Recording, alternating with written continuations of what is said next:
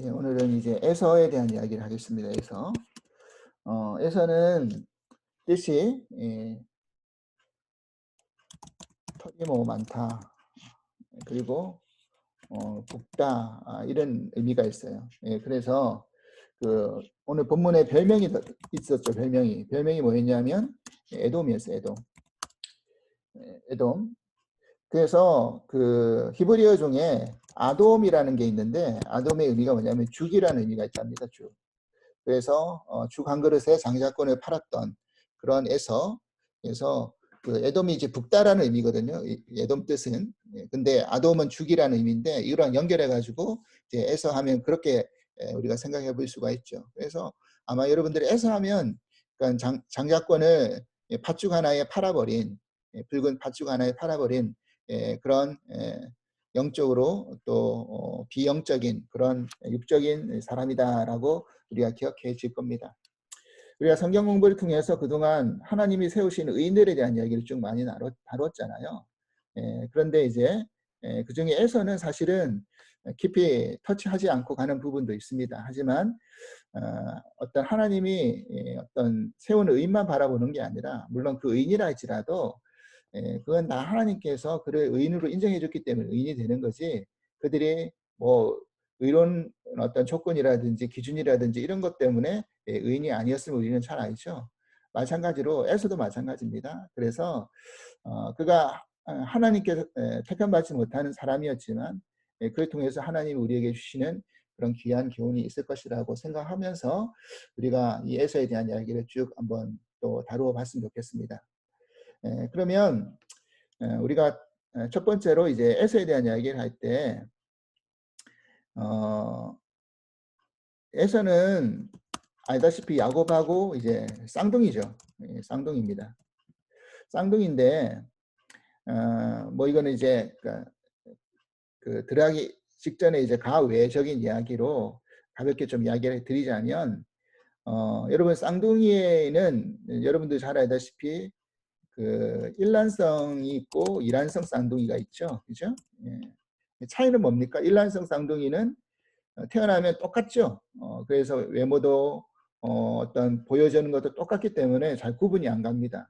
근데 이란성은 외모도 다를 뿐만 아니라 뭐도 다르죠. 성별도 달라질 수 있어요. 물론 같은 성별도 있을 수 있지만 성별도 다르게 태어날 수도 있어요. 그래서 작년에 저희 집에 처제가 왔는데, 저희 처제가 이제 이란성 쌍둥이에요. 처제가 동생이고 오빠가 이제 남자예요. 남자 여자로 태어난 이란성 쌍둥이입니다. 그런데 이제 그 이게 이제 쌍둥이 문화가 서양하고 동양하고 조금 다른 게 있어요. 뭐가 다르냐면요. 그 첫째, 둘째, 다시 말해서 형제를 나눠질 때, 뭐 형제든 뭐 자매든 첫째, 둘째를 나누실 때 그것을 바라보는 관점에 따라서 좀 차이가 있다는 겁니다. 동양적인 사고의 관점은 뭐냐면요. 먼저 태어난 아이가 첫째죠. 먼저 태어난 아이가 첫째입니다. 근데 서양은 다른 거 아세요, 여러분? 서양은요, 나중에 태어난 아이가 첫째예요. 왜 그러냐고 생각하냐면, 어떤 서양적인 관점이 조금 합리적인 것 같아요. 뭐냐면, 그 어떤 쌍둥이가 이렇게 처음 이렇게 뭐 일란성일 경우에는 좀 모르겠어요. 근데 이란성이, 특별히 이란성일 때에는 뭐가 있느냐면, 여러분들 잘 알다시피 뭐 생물학 시간은 아니지만 일란성일은 난자 하나의 정자가 이렇게 결합해 가지고 사실은 이 난자가 쪼개지는 거잖아요. 그런데 이란성일 경우에는 뭐가 있느냐면 그 난자가 두 개죠. 난자 두 개의 정자 두 개가 해가지고 따로따로 착상해가지고 나오기 때문에 모양도 다르고 생김새도 다르고 완전 다른 그런 성도 태어나고 이런 거잖아요. 그러면 서양적인 사고는 어떤 관점이냐면, 먼저 착상한 쪽이 먼저 엄마의 그 자궁의 안쪽에 착상을 한다는 거예요.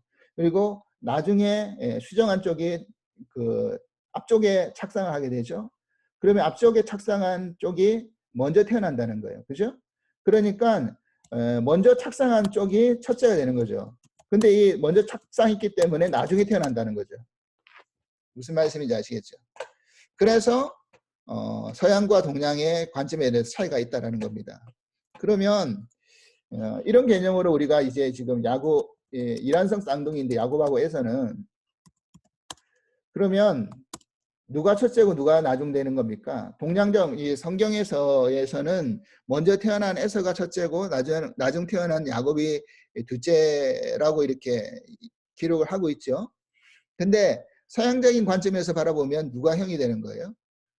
야곱이 형이 되고 에서가 둘째, 동생이 되는 게 맞죠.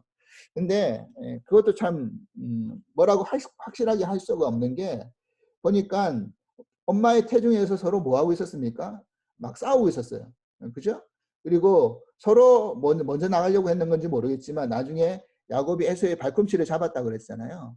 그러니까 이런 부분으로 우리가 추측을 해보면 뭐 누가 착상을 먼저 해가지고 했는지는 모르지만 그 엄마의 복중에서 막 뒤엉켜 가지고 서로 다투고 싸운 것으로 봤을 때는 그걸로 꼭 첫째나 둘째를 구분할 수는 분명히 없을 거다라고 생각을 할 수 있겠죠. 뭐 이거는 일단 과외적으로 그런 관점도 있다라는 것을 그냥 설명드린 거고요. 그렇다는 것입니다. 그러면 일단은 그 성격을 한번 우리가 좀 생각을 해볼 필요가 있어요. 성격. 성경에서 소개하고 있는 에서의 성격과 야곱의 성격이 분명히 구별이 됩니다. 나중에 뭐 야곱의 때는 또 야곱에 대한 이야기를 하겠지만 오늘 그 성격적인 부분만 서로 비교를 해보면 오늘 본문에 뭐라고 되어 있느냐면요. 이렇게 되어 있어요. 27절에 그 아들들이 장성함에 에서는 익숙한 사냥꾼이었으므로 될 사람이다. 그랬죠. 사냥꾼이자 될 사람이다. 에서는요. 그죠? 그런 것으로 봐서는 에서는 어떤 성향이 있습니까? 외향적인 성향이 있죠. 외향적인 성향이 있습니다. 야곱은요. 야곱은 보니까 뭐라고 되어 있느냐면 야곱은 조용한 사람이다 그랬어요. 조용한 사람. 그러니까 내성적이죠. 그리고 에서는 늘 밖에만 싸돌아다니고 고기 사냥 나가서 고기 잡아와 가지고 아버지한테 요리해 주니까 아버지 입장에서 이삭은 에서를 사랑했다라고 그렇게 성경에 기록하고 있죠. 근데 엄마 리브가 입장에서는 누구를 사랑했다고요? 야곱을 사랑했습니다. 왜 야곱을 사랑했느냐? 생각해 보면 야곱은 늘 조용한 사람이고 내성적이고 내 장막에만 머물러 있었다라고 이렇게 돼 있어요. 장막에만 거주한다. 그러니까 밖에 나가려고 하지 않아요. 그러니까 늘 엄마 옆에서 엄마의 말벗이 되어주고 또 엄마 뭐 필요한 거 있으면 도와주고 또 엄마 뭐 피곤하면 뭐 또 등도 두드려주고 이러니까 당연히 리브가 입장에서는 야곱이 더 좋은 거죠. 같은 뱃속에서 태어났다 할지라도 야곱이 더 좋은 거죠. 여러분 모르겠어요. 10손가락 깨물어서 안 아픈 손가락이 없다고는 하지만 우리가 가만히 보면 똑같은 자녀라 할지라도 조금 더 긍휼한 마음으로 또 마음이 가는 자녀가 있고 또 그렇지 않은 자녀도 있는 것 같아요. 솔직하게 해서. 저도 아들이 둘이지 않습니까? 여러분 잘 알다시피. 근데 이제 큰아들이 이번에 한국에서 들어왔는데 보니까 누굴 닮았는지 성격이 굉장히 얘는 외향적인 성격인 것 같아요. 그러니까 한국에서도 보면 제대한 아이들 뭐 친구 만나러 대구도 갔다가 뭐 대전도 갔다가 또 제 개인적인 또 저희 집사람 또 아는 그런 지인들도 만나서 인사도 하고 여기저기 진짜 얘가 어떻게 그럴 수 있나 할 정도로 막 쏘돌아다니면서 그렇게 인사하러 다니고 막 그렇게 하고 왔더라고요. 그래서 내가 참 어른들이 이 큰애를 보면서 하는 이야기는 얘는 어디 갖다 놔도 굶어 죽진 않겠다 이런 이야기를 하더라고요. 굉장히 보면 외향적인 성격인 것 같아요. 외향적인. 근데 반대로 우리 둘째 건영이는 보면 나가기를 싫어해요. 집에만 머물러 있으려고 그래요. 보면 좀 조용하고 내성적이에요. 모르겠어요. 아직 더 크면 어떻게 될지 모르겠지만 지금으로 보면 좀 그런 것 같아요. 완전 성격이 달라요. 물론 얘들은 뭐 쌍둥이도 아니고 나이 차이도 7살 차이 나지만 하여튼 간에 그런 부분이 있어요. 그러다 보니까 모르겠습니다. 저희 아내가 둘 다 물론 사랑하지만 더 아끼고 사랑하고 이제 더 뭐 막내니까 그럴 수도 있겠죠. 또 챙겨주는 거는 이제 본인인 것 같기도 하다는 생각이 듭니다. 하여튼 이 가정 안에서 이런 어떤 그런 성향적인 그런 기질 때문에 이렇게 나누어지는 그런 일들이 일어났죠. 자, 그런데 이 리브가가 임신을 했을 때 두 아이가 이제 복중에서 막 싸우는 것이 느껴지잖아요. 엄마니까. 이거 어떻게 할까? 뭔가 좀 조짐이 안 좋았던 것 같아요. 그래서 22절에 보니까 그 아들들이 그 태 속에서 서로 싸우는지라 그가 이르되 이럴 거면 내가 어찌할꼬 하고 가서 하나님께 묻습니다. 그러니까 복중에서 서로 막 싸우고 이렇게 서로 이렇게 다투는 것이 느껴지니까 이거 태어나서도 뭐 문제가 있는 거 아니야? 라고 하면서 걱정이 돼서 아마 하나님께 기도를 했던 것 같아요. 그러니까 하나님이 뭐라고 응답을 주셨냐면 23절에 이렇게 응답을 주셨어요. 두 국민이 내 태중에 있구나. 두 민족이 내 복중에서부터 나누이리라. 이 족속이 저 족속보다 강하겠고 큰 자가 어린 자를 섬기리라 그랬어요. 자, 큰 자가 어린 자를 섬긴다. 자, 이 의미는 결국 뭘 의미를 하는 겁니까? 결국 큰 자는 누구죠? 먼저 난 에서죠. 어린 자는 야곱이죠. 그러니까 에서가 야곱을 섬기게 되어 있다. 이스라엘 문화 안에서는 좀 받아들이지 못할 문화죠. 자, 장자권이라는 것은요, 그 당시 이스라엘 문화 속에서 축복권이에요. 그러니까 장자가 모든 아버지의 유산을 다 물려받을 뿐만 아니라 축복까지 다 누릴 수 있는 그런 권한이 장자에게 있어요. 그러니까 문화적인 권한이 우리 한국 문화도 마찬가지 아닙니까? 요즘은 그 법으로 달라졌죠. 뭐 예전에는 아들, 딸이 있으면 아들이 더 우대되고 또 장자가 이제 우대되는 그런 그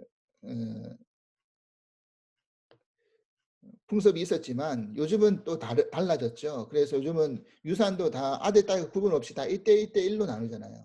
한국도 이제 문화가 바뀌었는데 유대 문화 속에서는 아직도 장자권이라는 문화가 있어요. 그래서 장자에게 모든 것을 전임하고 일임하고 물려주고 축복하는 권한이 생겼단 말이죠. 그러면 당연히 에서가 장자이기 때문에 축복권을 다 물려받아야 되는 게 당연하죠. 축복권 문제는 다음 시간에 또 다루겠지만, 그런데 하나님은 이미 리브가에게 복중에서 서로 싸우고 있을 때 기도로 응답하는 그 이야기를 해줬을 때 큰 자가 어린 자를 섬긴다라는 이야기를 이미 해주신 거예요. 그 이야기를 아마 리브가가 깊이 아마 생각하고 있었던 것 같아요. 그래서 나중에 이삭이 축복을 내려려고 할 때 리브가가 적극적으로 개입을 해가지고 야곱에게 지시를 해가지고 변장시켜가지고 들여보내는 게 사실은 리브가였지 않습니까? 그래가지고 이제 축복권을 에서의 축복권을 야곱이 받을 수 있게끔 만들어준 게 리브가였죠. 하여튼 그게 아마 그냥 그렇게 한 게 아니라 그냥 야곱이 사랑스럽고 자기가 집에 있으면 자기를 도와주고 자기가 너무 사랑했기 때문에 그랬던 게 아니라 사실은 그것보다 더 앞서서 하나님이 이미 그에게 임신했을 때 그런 계시와 예언을 이미 응답을 들었기 때문에 그런 행동을 하지 않았을까라는 생각을 하게 됩니다. 하여튼 간에 뭐그 부분은 이제 다음 시간에 또 구체적으로 이야기를 하기로 하고요. 그래서 이렇게 나누어지는 어떤 사건들이 이제 앞으로 발생하죠. 자, 그런데 이 부분에서 이제 성경 한 부분을 찾아보겠습니다. 보면 이제 로마서 9장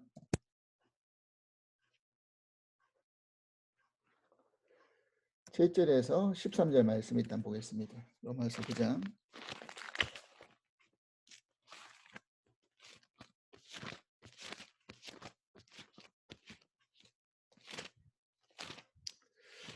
9장 7절로 13절 말씀. 9장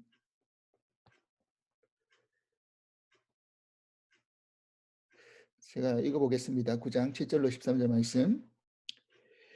또한 아브라함의 씨가 다 그의 자녀가 아니라 오직 이삭으로부터 난 자라야 내 씨라 불리리라 하셨으니 곧 육신의 자녀가 하나님의 자녀가 아니요 오직 약속의 자녀가 씨로 여김을 받느니라. 약속의 말씀은 이것이니 명년 이때에 내가 이르리니 사라에게 아들이 있으리라 하심이라. 그뿐 아니라 또한 리브가가 우리 조상 이삭의 한 사람으로 말미암아 임신하였는데 그 자식들이 아직 나지도 아니하고 무슨 선이나 악을 행하지도 아니 한 때에 택하심을 따라 되는 하나님의 뜻이 행위로 말미암지 않고 오직 부르신 이로 말미암아 서게 하려 하사 리브가에게 이르시되 큰 자가 어린 자를 섬기리라 하셨나니 기록된 바 내가 야곱은 사랑하고 에서는 미워하였다 하심과 같으니라 그랬어요. 자, 여기서 이 부분에서 이제 어떤 개념이 등장하느냐면요. 이 개념이 등장합니다. 육신의 자녀라는 개념과 약속의 자녀라는 개념이 등장해요. 여러분 여기서 육신의 자녀는 누굽니까? 이스마엘이죠. 그 다음에 약속의 자녀는 이삭이죠. 이삭 성경 공부할 때 말씀을 드렸죠. 자, 그러면 다시 한번 이제 기억을 떠올리기 위해서 이 부분을 다시 한번 리마인드를 하면 왜 이스마엘이 육신의 자녀인가? 하나님은 사실은 그 아브라함에게 너가 이제 너로 말미암아 그 민족을 이루고 별과 같이 그런 하나님의 그런 족보를 이어갈 것이다. 대를 이어갈 것이다. 그렇게 예언을 하셨죠. 근데 그 예언을 듣고 시간이 10년이라는 시간이 지나갔어요. 근데 10년이라는 시간이 지나갔음에도 불구하고 어떤 일이 생겼습니까? 자녀가 나올 기미가 보이지 않았던 거죠. 그러니까 누가요?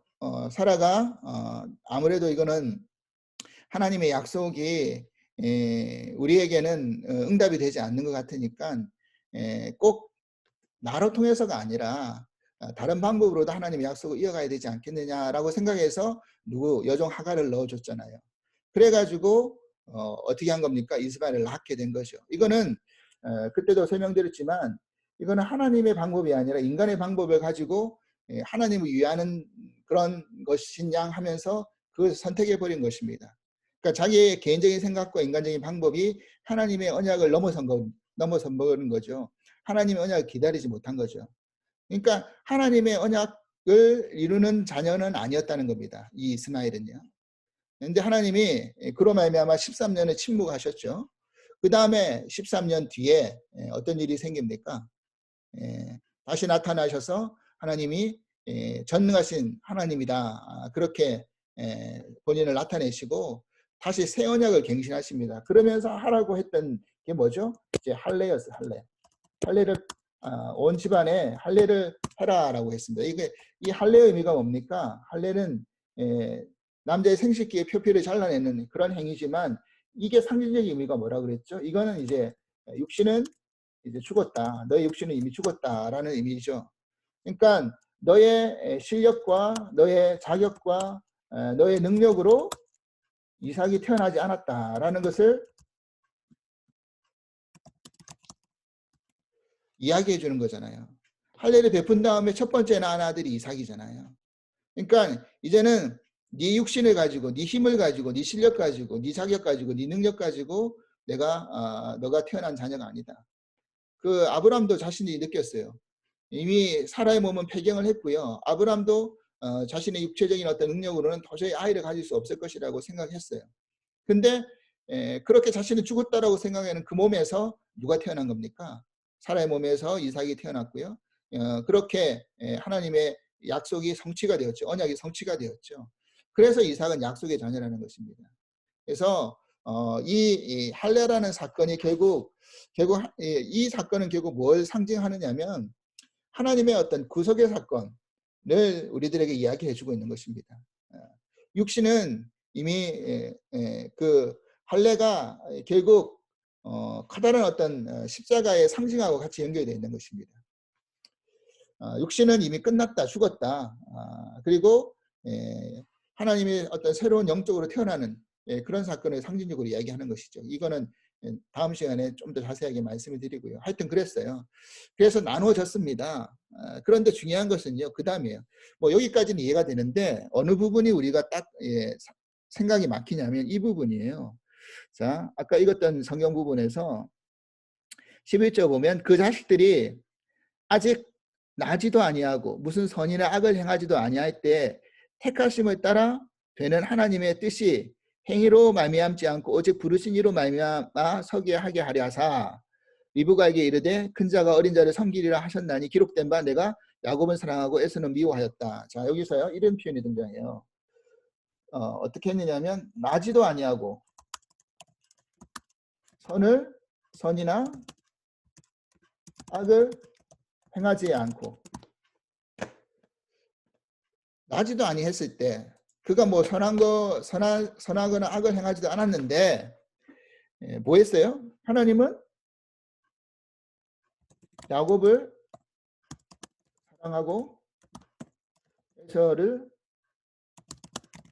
미워하였다. 이렇게 되어 있어요. 이렇게 야곱을 사랑하고 에서를 미워하였다. 여기서 사랑하고 에서의 어떤 그 사랑한다, 미워한다라는 것은 어떤 하나님의 어떤 감정을 말하는 게 아닙니다. 감정을 말하는 게 아니라 여기서 히브리어 미워했다라는 단어가 사네라는 단어인데 이 의미가 무슨 의미냐면요. 어떤 우선순위에 대한 문제예요. 우선순위. 무슨 말이냐면 다른 말로 바꿔서 설명하자면 내가 야곱을 선택하고 에서를 선택하지 않았다.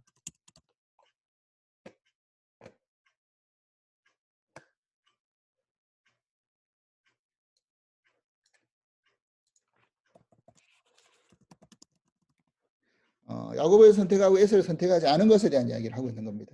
선택의 우선순위에 대한 이야기를 하고 있어요. 그런데 우리가 인간적인 생각을 가지고 우리가 판단하려고 하면요, 이래요. 만약에 그 하나님이 야곱을 선택하고 에서를 선택하지 않은 것이 당연히 에서가 하나님이 중요하게 여겨주셨던 장자권을 경홀히 여기는 그런 어떤 그런 육신의 사람이었기 때문에 그런 행위 안에서 잘못된 선택을 하고 잘못된 모습을 보였기 때문에 내가 에서를 선택하지 않았다라고 설명해 주면 우리는 이해하기 쉬워요. 받아들이기도 쉽고. 그렇죠. 근데 성경은 로마서에 보니까 그렇게 이야기하고 있지 않아요. 뭐라고 이야기하고 있습니까? 아까도 말씀드렸듯이 나지도 아니었는데 무슨 선이나 악을 행하지도 아니하였는데 택했다 그랬어요. 그러니까 이게 어떻게 보면 이해가 안 되는 겁니다. 왜 그렇게 하시지 하나님은?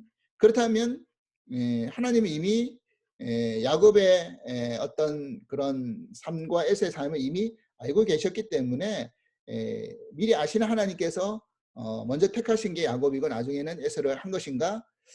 이렇게 이해할 수밖에 없잖아요. 자, 이 부분을 우리가 어떤 그 하나님의 어떤 공의의 문제를 가지고 우리가 의문을 가지기 시작하면 결국 어떤 생각이 들게 됩니까? 그러니까 우리가 이게 언페어하다라는 영어로 그런 말을 하잖아요. 이거는 좀 언페어하지 않느냐. 그가 나지도 않고 어떤 선악의 어떤 행동을 하지도 않은 상태 속에서 이미 그의 운명을 결정해 놓고 있었다고 한다면 이거는 뭔가 은폐하는 거 아니냐라고 생각할 수도 있잖아요. 충분히. 자, 그런데 왜 그렇게 했다라고 성경에는 이야기하고 있습니까? 11절 보니까 이렇게 다시 한번 읽어볼게요. 그 후반부에 그 자식들이 아직 나지도 아니하고 무슨 선이나 악을 행하지도 아니할 때 택하심을 따라 드는 하나님의 뜻이 뭐라고 되어 있냐면 이렇게 되어 있어요. 행위로 말미암지 않고 뭐라고요? 오직 부르신 이로 말미암아. 오직 부르신 이로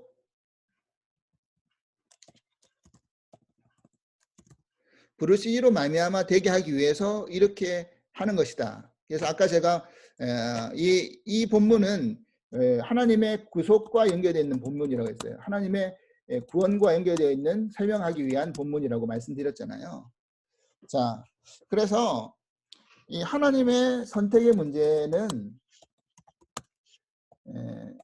그거잖아요. 우리를 구원시킬 때 어떤 행위를 보시고 구원시키는 게 아니잖아요. 우리가 어떤 행위 때문에 구원받은 게 아니죠. 우리가 선한 행동을 해서 네가 선한 행동을 지금까지 살아오면서 네가 선한 행동을 했기 때문에 내가 너를 구원하겠다. 이게 아니죠. 우리의 구원은 어디에서 있는 겁니까? 은혜로 말미암아 믿음으로 구원을 받은 거죠. 중요한 것은 그 믿음으로 구원받은 거, 믿음으로 구원받은 것을 끝나는 게 아니라 은혜로 말미암아 구원받은 거예요. 은혜로 말미암아. 하나님의 주권과 은혜가 없으면 우리가 구원을 받을 수가 없어요. 그죠? 이게 중요하다는 것입니다. 이걸 우리는 믿고 가는 거죠. 그러니까 행위로 구원받기 시작, 행위를 가지고 구원을 우리가 이뤘다라고 시작하면 그 행위의 기준이 뭐냐라고 따지고 들어갈 수가 있어요. 얼마만큼 행해야지만이, 어떤 기준을 가져야지만이 구원하느냐. 사람마다 기준이 달라요. 예? 그리고 만약에 하나님이 어떤 기준점을 딱 세워놨다 그러면 그 기준점을 채울 수 있는 사람이 없어요. 그게 바로 율법 아닙니까? 우리가 율법을 지켜가지고 뭔가 이뤄내겠다라고 바리새인들이 하려고 했지만 율법으로는 안 되잖아요. 율법을 지킬 만한 의의가 없잖아요. 그 100% 지킬 만한 사람도 안 되고요. 예. 그래서 율법을 폐하시고 예수 그리스도가 오신 거잖아요. 그러니까 예수 그리스도로 말미암아 그 십자가의 은총과 구속으로 말미암아 우리가 구원받은 이 구속의 설명이 이 안에 녹아 들어가 있다라는 것입니다. 그래서 이 선택의 주권이에요. 선택의 주권. 선택의 주권. 하나님의 주권이 있다는 거죠. 그 본문 14절에 하겠습니다. 14절 본문. 그런즉 우리가 무슨 말을 하리요? 하나님께서 불의가 있느냐? 그럴 수 없다. 하나님께서 불의가 있느냐? 예를 들어서 아까 공의의 문제를 가지고 설명하자 그러면 만약에 하나님 어떻게 그러실 수가 있어요? 하나님이 좀 잘못하신 것 같아요. 하나님 그거는 불공정한 것 같아요. 자, 이것이 인간이 그렇게 판단할 수 있다라고 한다면 그거는 뭐가 되는 겁니까? 내가 인간이 하나님보다 높은 위치에 있는 사람이어야 되죠. 그죠? 누가 누구를 판단한다고 한다면 적어도 내가 그 사람보다는 뭐 해야 돼요? 우위에 있는 사람이 판단할 수 있어요. 자식이 부모를 판단할 수 있어요. 그가 그만큼 살아보지도 않았는데 못하잖아요. 그러니까 내가 누구를 판단하려고 하면 그보다 뭔가 우위에 있는 사람이 판단할 수 있는 거잖아요. 그렇죠? 그러니까 만약에 인간의 판단을 가지고 하나님의 불의에 대한, 하나님은 불의하실 수 없는 분인데 어떤 하나님의 주권을 가지고 인간이 하나님 그건 잘못된 거예요. 문제가 있어요. 불공정해요. 언페어해요. 하나님이 틀리셨네요. 이렇게 말하는 순간부터 뭐가 되는 거예요? 나는 하나님보다 더 높은 사람이 되는 거예요. 하나님을 판단할 수 있는 사람이 되고 하나님을 정죄할 수 있는 사람이 되고 하나님을 지적할 수 있는 사람이 되는 거죠. 그러면 내가 하나님보다 더 높은 사람이죠. 신이죠. 그죠? 그러니까 하나님의 선택과 주권의 문제를 우리가 터치할 수는 없어요. 왜 에서를 사랑하시고 왜 야곱을 사랑하셔서 선택하시고 에서는 미워하셔서 선택하지 아니하셨는가? 감정적인 게 아니라 선택의 문제 속에서 다시 한번 설명드린다고 그랬어요. 그래서 왜 야곱을 선택하시고 에서는 선택하지 않으셨지? 라는 문제 속에서 하나님의 분명한 주권이 있어요. 하나님 앞에 맡겨야 될 부분이 있다는 것입니다. 이제 그 부분은 이제 다음 시간에 오늘은 그 부분까지 설명드리면 너무 시간이 길어지기 때문에 이 부분을 좀 더 구체적으로 다음 시간에 다시 한번 설명을 드리도록 하겠습니다. 하여튼 간에 오늘 핵심은 그거예요. 하나님의 선택과 주권의 문제를 우리가 터치해서는 안 된다. 분명한 것은 인간이 판단의 문제는 아니다. 그리고 하나님은 불의하신 분이 아니다. 그리고 분명히 하나님이 에서를 선택하지 않을 때는 하나님께서 뭔가의 어떤 이유가 있으시다. 이것을 우리가 믿고 가자는 거예요. 더 이상 우리가 더 들어가려고 하면 여기에서 우리가 하나님에 대한 어떤 더 앞서려고 하고 위에 서려고 하고 우위에 서려고 그러고 판단해지려고 하는 그런 문제가 생길 수 있다는 것을 우리가 기억해야 된다는 것입니다. 그래서 더 구체적으로 풀어야 될 부분들은 다음 주 때 이 부분에 대해서 조금 더 구체적으로 설명을 드리도록 하겠습니다. 오늘은 야곱과 에서의 선택의 문제 속에서 여기까지만 설명드리고 오늘 마무리 짓도록 하겠습니다. 기도하겠습니다. 하나님 아버지 감사합니다.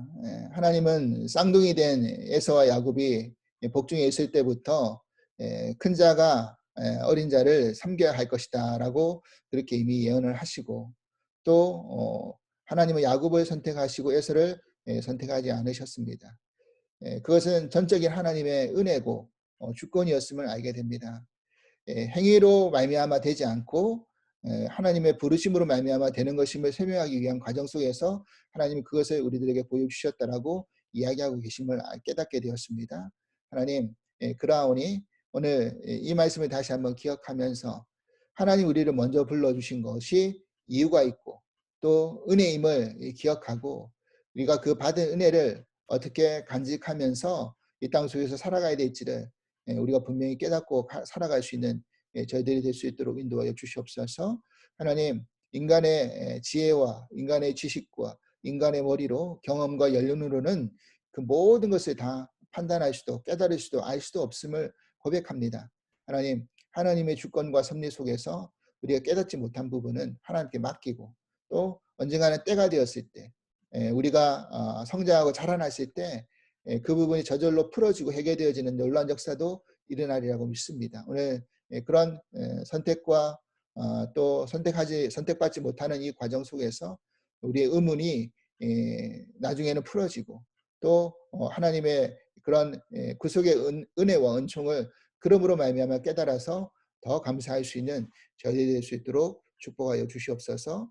감사하며 예수 그리스도 이름으로 기도합나이다. 아멘.